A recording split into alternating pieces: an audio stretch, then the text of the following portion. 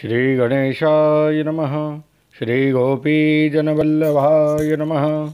श्रीमद्भागवत महापुराण पंचम स्कंध अथ पंचमोध्याय। ऋषभ जी का अपने पुत्रों को उपदेश देना और स्वयं अवधूत वृत्ति ग्रहण करना। श्री ऋषभदेव जी ने कहा, पुत्रों, इस मर्त लोक में ये मनुष्य शरीर दुख में विषय भोग प्राप्त करने के लिए ही नहीं है। ये भोग तो विष्ठाभोजी सूकर कुकरादि को भी मिलते ही है। इस शरीर से दिव्य तप ही करना चाहिए, जिससे अंतःकरण शुद्ध हो, क्योंकि इसी से अनंत ब्रह्मानंद की प्राप्ति होती है। शास्त्रों ने महापुरुषों की सेवा को मुक्ति का और स्त्री संगी कामियों के संग को नरक का द्वार बताया है। महापुरुष वे ही हैं जो समान चित्त, परम शांत, क्रोधहीन, सबके हित चिंतक और सदाचार संपन्न हो, अथवा मुझ परमात्मा के प्रेम को ही जो एकमात्र पुरुषार्थ मानते हो। केवल विषयों की ही चर्चा करने वाले लोगों में तथा स्त्री, पुत्र और धन आदि सामग्रियों से संपन्न घरों में जिनकी अरुचि हो और जो लौकिक कार्यों में केवल शरीर निर्वाह के लिए ही प्रवृत्त होते हो, मनुष्य अवश्य प्रमादवश कुकर्म करने लगता है। उसकी वह प्रवृत्ति इंद्रियों को तृप्त करने के लिए ही होती है। मैं इसे अच्छा नहीं समझता, क्योंकि इसी के कारण आत्मा को यह असत और दुखदायक शरीर प्राप्त होता है। जब तक जीव को आत्म तत्व की जिज्ञासा नहीं होती, तभी तक अज्ञानवश देहादि के द्वारा उसका स्वरूप छिपा रहता है। जब तक यह लौकिक वैदिक कर्मों में फंसा रहता है, तब तक मन में कर्म की वासनाएं भी बनी रही रहती है और इन्हीं से देह बंधन की प्राप्ति होती है। इस प्रकार अविद्या के द्वारा आत्मस्वरूप के ढक जाने से कर्म वासनाओं के वशीभूत हुआ चित्त मनुष्य को फिर कर्मों में ही प्रवृत्त करता है। अतः जब तक उसको मुझ वासुदेव में प्रीति नहीं होती, तब तक वह देह बंधन से छूट नहीं सकता। स्वार्थ में पागल जीव जब तक विवेक दृष्टि का आश्रय लेकर इंद्रियों की चेष्टाओं को मिथ्या नहीं देखता, तब तक आत्मस्वरूप की स्मृति खो बैठने के कारण वे अज्ञानवश विषय प्रधान ग्रह आदि में आसक्त रहता है और तरह तरह के क्लेश उठाता रहता है। स्त्री और पुरुष इन दोनों का जो परस्पर दाम्पत्य भाव है, इसी को पंडित जन उनके हृदय की दूसरी स्थूल एवं दुर्वेद्य ग्रंथि कहते हैं। देहाभिमान रूपी एक एक सूक्ष्म ग्रंथि तो उनमें अलग अलग पहले से ही है। इसी के कारण जीव को देहेंद्रिय आदि के अतिरिक्त घर, खेत, पुत्र, स्वजन और धन आदि में भी मैं और मेरेपन का मोह हो जाता है। जिस समय कर्म वासनाओं के कारण पड़ी हुई इसकी यह दृढ़ हृदय ग्रंथि ढीली हो जाती है, उसी समय यह दाम्पत्य भाव से निवृत्त हो जाता है और संसार के हेतुभूत अहंकार को त्याग कर सब प्रकार के बंधनों से मुक्त हो परम पद प्राप्त कर लेता है। पुत्रों, संसार सागर से पार होने में कुशल तथा धैर्य, उद्यम एवं सत्व गुण विशिष्ट पुरुष को चाहिए कि सबके आत्मा और गुरु स्वरूप मुझ भगवान में भक्तिभाव रखने से, मेरे परायण रहने से, तृष्णा के त्याग से, सुख दुख आदि द्वंद्वों के सहने से जीव को सभी योनियों में दुख ही उठाना पड़ता है। इस विचार से, तत्व जिज्ञासा से, तप से, सकाम कर्म के त्याग से, मेरे ही लिए कर्म करने से, मेरी कथाओं का नित्य प्रति श्रवण करने से, मेरे भक्तों के संग और मेरे गुणों के कीर्तन से, वैर त्याग से, समता से, शांति से और शरीर तथा घर आदि में मैं मेरेपन के भाव को त्यागने की इच्छा से, अध्यात्म शास्त्र के अनुशीलन से, एकांत सेवन से, प्राण, इंद्रिय और मन के संयम से, शास्त्र और सत्पुरुषों के वचन में यथार्थ बुद्धि रखने से, पूर्ण ब्रह्मचर्य से, कर्तव्य कर्मों में निरंतर सावधान रहने से, वाणी के संयम से, सर्वत्र मेरी ही सत्ता देखने से, अनुभव ज्ञान सहित तत्व विचार से और योग साधन से अहंकार रूप अपने लिंग शरीर को लीन कर दे। मनुष्य को चाहिए कि वह सावधान रहकर अविद्या से प्राप्त इस हृदय ग्रंथि रूप बंधन को शास्त्रोक्त रीति से इन साधनों के द्वारा भली भांति काट डाले, क्योंकि यही कर्म संस्कारों के रहने का स्थान है। तदनंतर साधन का भी परित्याग कर दे। जिसको मेरे लोक की इच्छा हो अथवा जो मेरे अनुग्रह की प्राप्ति को ही परम पुरुषार्थ मानता हो, वे राजा हो तो अपनी अबोध प्रजा को, गुरु अपने शिष्यों को और पिता अपने पुत्रों को ऐसी ही शिक्षा दे। अज्ञान के कारण यदि वे इस शिक्षा के अनुसार न चलकर कर्म को ही परम पुरुषार्थ मानते रहे, तो भी उन पर क्रोध न करके उन्हें समझा बुझाकर कर्म में प्रवृत्त न होने दे। उन्हें विषयासक्ति युक्त काम्य कर्मों में लगाना तो ऐसा ही है जैसे किसी अंधे मनुष्य को जानबूझकर गड्ढे में ढकेल देना। इससे भला किस पुरुषार्थ की सिद्धि हो सकती है? अपना सच्चा कल्याण किस बात में है, इसको लोग नहीं जानते। इसी से वे तरह तरह के भोग कामनाओं में फंसकर तुच्छ क्षणिक सुख के लिए आपस में वैर ठान लेते हैं और निरंतर विषय भोगों के लिए ही प्रयत्न करते रहते हैं। वे मूर्ख इस बात पर विचार भी नहीं करते कि इस वैर विरोध के कारण नरक आदि अनंत घोर दुखों की प्राप्ति होगी। गड्ढे में गिरने के लिए उल्टे रास्ते से जाते हुए मनुष्य को जैसे आंख वाला पुरुष उधर नहीं जाने देता, वैसे ही अज्ञानी मनुष्य को अविद्या में फंसकर दुखों की ओर जाते देखकर कौन ऐसा दयालु और ज्ञानी पुरुष होगा जो जानबूझकर भी उसे उसी राह पर जाने दे या जाने के लिए प्रेरणा करे। जो अपने प्रिय संबंधी को भगवत भक्ति का उपदेश देकर मृत्यु की फांसी से नहीं छुड़ाता, वे गुरु गुरु नहीं है, स्वजन स्वजन नहीं है, पिता पिता नहीं है, माता माता नहीं है, इष्ट देव नहीं है और पति पति नहीं है। मेरे इस अवतार शरीर का रहस्य साधारण जनों के लिए बुद्धिगम्य है नहीं है। शुद्ध सत्व ही मेरा हृदय है और उसी में धर्म की स्थिति है। मैंने अधर्म को अपने से बहुत दूर पीछे की ओर ढकेल दिया है। इसी से सत्पुरुष मुझे ऋषभ कहते हैं। तुम सब मेरे उस शुद्ध सत्व में हृदय से उत्पन्न हुए हो, इसलिए मत्सर छोड़कर अपने बड़े भाई भरत की सेवा करो। उसकी सेवा करना मेरी ही सेवा करना है और यही तुम्हारा प्रजापालन भी है।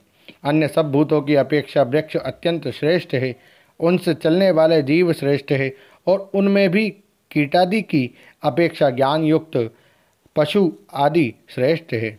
पशुओं से मनुष्य, मनुष्य से प्रमथगण, प्रमथों से गंधर्व, गंधर्वों से सिद्ध और सिद्धों से देवताओं की अनुयायी किन्नर आदि श्रेष्ठ है।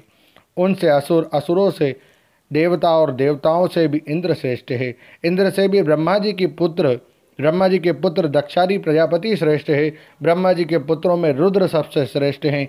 वे ब्रह्मा जी से उत्पन्न हुए हैं, इसलिए ब्रह्मा जी उनसे श्रेष्ठ हैं। वे भी मुझसे उत्पन्न हैं और मेरी उपासना करते हैं, इसलिए मैं उनसे भी श्रेष्ठ हूँ। परंतु ब्राह्मण मुझसे भी श्रेष्ठ है, क्योंकि मैं उन्हें पूज्य मानता हूँ। सभा में उपस्थित ब्राह्मणों को लक्ष्य करके विप्रगण दूसरे किसी भी प्राणी को मैं ब्राह्मणों के समान भी नहीं समझता, फिर उनसे अधिक तो मान ही कैसे सकता हूँ। लोग श्रद्धापूर्वक ब्राह्मणों के मुख में जो अन्नादि आहुति डालते हैं, उसे मैं जैसी प्रसन्नता से ग्रहण करता हूँ, वैसी अग्निहोत्र में होम की हुई सामग्री को स्वीकार नहीं करता। जिन्होंने इस लोक में अध्ययन आदि के द्वारा मेरी वेद रूपा अति सुंदर और पुरातन मूर्ति को धारण कर रखा है, तथा जो परम पवित्र सत्वगुण शम दम सत्य दया तप तितिक्षा और ज्ञानादि 8 गुणों से संपन्न है, उन ब्राह्मणों से बढ़कर और कौन हो सकता है। मैं ब्रह्मादि से भी श्रेष्ठ और अनंत हूँ तथा स्वर्ग मोक्ष आदि देने की भी सामर्थ्य रखता हूँ, किंतु मेरे अकिंचन भक्त ऐसे ही निष्प्रिय होते हैं कि वे मुझसे भी कभी कुछ नहीं चाहते। फिर राज्यादि अन्य वस्तुओं की तो वे इच्छा ही कैसे कर सकते हैं।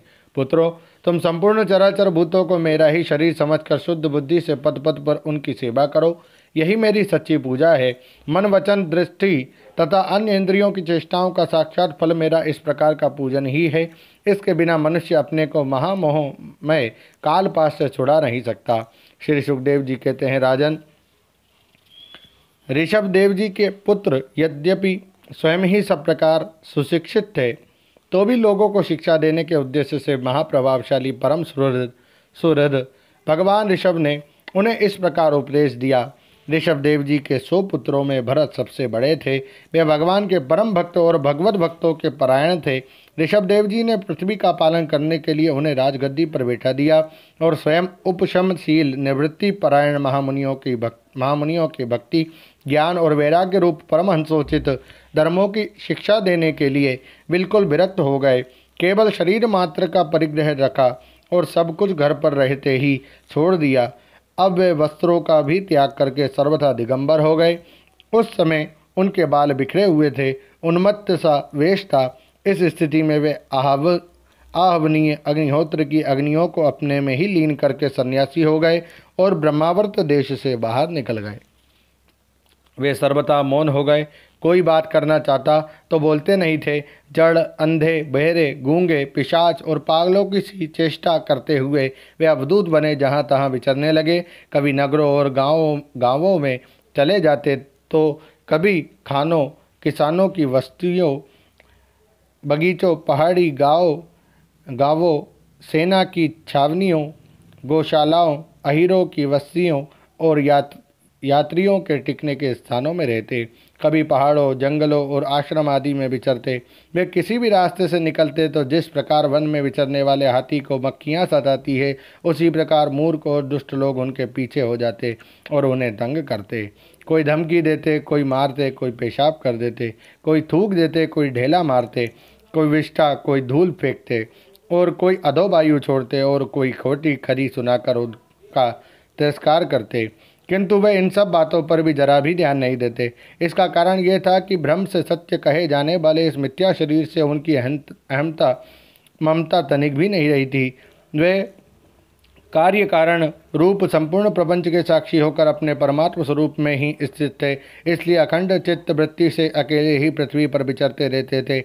यद्यपि उनके हाथ, पैर, छाती, लंबी लंबी बाहें, कंधे, गले और मुख आदि अंगों की बनावट बड़ी ही सुकुमार थी, उनका स्वभाव से ही सुंदर मुख स्वाभाविक मधुर मुस्कान से और भी मनोहर जान पड़ता था। नेत्र नवीन कमल दल के समान बड़े ही सुहावने, विशाल एवं कुछ लाली लिए हुए थे। उनकी पुतलियां शीतल एवं संताप हरणी थी तथा नेत्रों के कारण वे बड़े मनोहर जान पड़ते थे। कपोल, कान और नासिका छोटे बड़े न होकर समान एवं सुंदर थे तथा उनके अस्फुट हास्ययुक्त मनोहर मुखारबिंद की शोभा को देखकर पुन नारियों के चित्त में कामदेव का संचार हो जाता था। तथापि उनके मुख के आगे जो भूरे रंग की लंबी लंबी घुंघराली लटें लटकी रहती थी, उनके महान और भार और अवधूतों के समान धूसरित देह के कारण वे ग्रहग्रस्त मनुष्य के समान जान पड़ते थे। जब भगवान ऋषभदेव ने देखा कि ये जनता योग साधन में विघ्न रूप है और इससे बचने का उपाय विभत्स वृत्ति से रहना ही है, तब उन्होंने अजगर वृत्ति धारण कर ली। वे लेटे लेटे ही खाने, पीने, चबाने और मल मूत्र त्याग करने लगे। वे अपने त्यागे हुए मल में लौट लौट कर शरीर को उससे सान लेते, किंतु उनके मल में दुर्गंध नहीं थी, बड़ी सुगंध थी और वायु उस सुगंध को लेकर उनके चारों ओर 10 योजन तक सारे देश को सुगंधित कर देती थी। इस प्रकार गौ, मृग और काकादि की वृत्तियों को स्वीकार कर वे उन्हीं के समान कभी चलते हुए, कभी खड़े खड़े, कभी बैठे हुए और कभी लेटे लेटे ही खाने पीने और मल मूत्र का त्याग करने लगते थे। परीक्षित, परमहंसों को त्याग के आदर्श की शिक्षा देने के लिए इस प्रकार मोक्षपति भगवान ऋषभदेव ने कई तरह की चर्याओं का आचरण किया। वे निरंतर सर्वश्रेष्ठ महान आनंद का अनुभव करते रहते थे। उनकी दृष्टि में निरुपाधिकरण रूप से संपूर्ण प्राणियों के आत्मा अपने आत्मस्वरूप भगवान वासुदेव से किसी प्रकार का भेद नहीं था। इसलिए उनके सभी पुरुषार्थ पूर्ण हो चुके थे। उनके पास आकाश गमन, मनोजवित्व, मन की गति के समान ही शरीर का भी इच्छा करते ही सर्वत्र पहुँच जाना, उससे मनोजवित्व कहते हैं। अंतर्धान, परकाय प्रवेश, दूसरे के शरीर में प्रवेश करना, दूर की बातें सुन लेना और दूर के दृश्य देख लेना आदि सब प्रकार की सिद्धियां अपने आप ही सेवा करने को आई, परंतु उन्होंने उनका मन से आदर या ग्रहण नहीं किया। ओम नमो भगवते वासुदेवाय। श्रीमद्भागवते महापुराणे पारमहंस्यां संहितायां पंचम स्कंधे ऋषभदेवानुचरिते पंचमोऽध्यायः। श्रीराधाकृष्णार्पणमस्तु। हरये नमः, हरये नमः, हरये नमः। जय श्री कृष्ण।